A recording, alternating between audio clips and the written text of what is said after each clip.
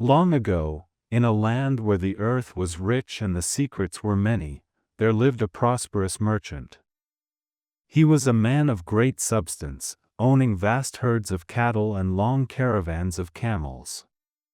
He lived a life of quiet dignity, surrounded by his wife and many children, some grown and wise, others small and full of spirit. But this merchant held a secret that no other man possessed. He had been taught the language of the beasts, a gift of understanding that allowed him to hear the whispers of the birds and the complaints of the cattle. However, there was a heavy price. If he ever revealed this secret to another human soul, he would surely die. And so, he lived in a world of silent knowledge, ice with no trees to stop them, carving. As the merchant sat on a bench with his wife beside him and his children playing in the dust at his feet, he happened to glance at an ox and a donkey tied to adjacent troughs. As he watched, the ox let out a long, shuddering groan and began to speak to the donkey. The merchant leaned in, listening intently. The ox said, "Watchful one, I look at you and I am filled with envy. Your ground is swept and watered. Men serve you and feed you the finest sifted barley, and you drink water so clear it sparkles. But look at me. I am dragged out to plow in the dead of night. They clamp a heavy wooden yoke upon my neck and drive me all day under the sting of the whip. My sides are lacerated, my neck is flayed raw, and when the sun finally sets, they bring me back in the dark and toss me beans soiled with mud. You rest in comfort, while I am broken by weariness. You sleep, to understand the shape of the land."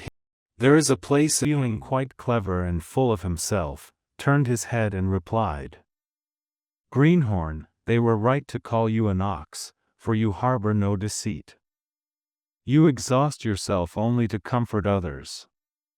Listen to me, and your life will become kinder. Tomorrow, when the plowman comes, do not be so willing.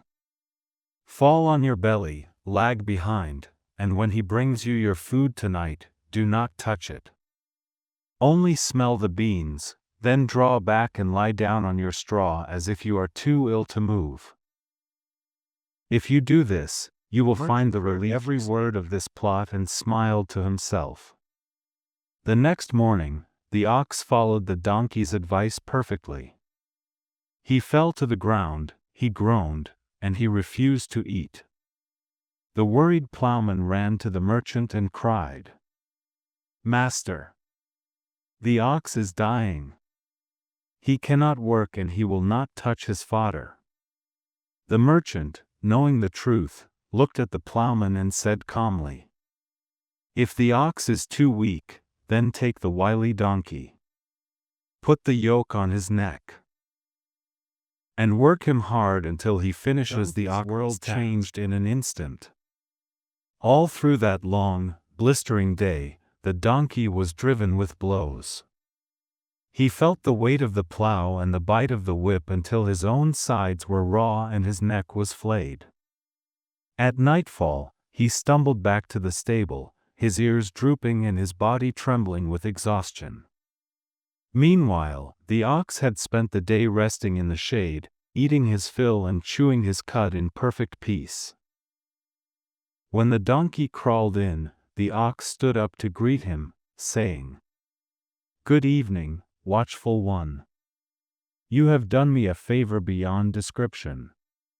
God bless you for your wisdom." With a rage he was too tired to express, said nothing. He thought to himself, "I would be sitting pretty, if not for my own curiosity. If I do not find a way to return this ox to his work, I will surely perish."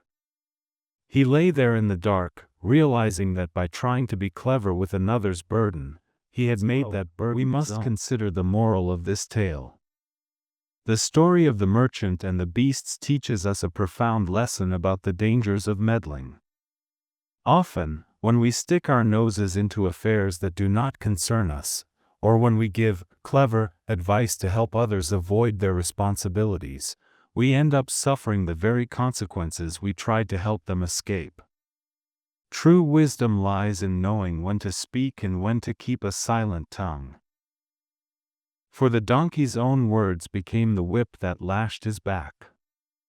Mind your own path, for those who seek to interfere with the burdens of others may soon find those same burdens resting heavily upon their own shoulders.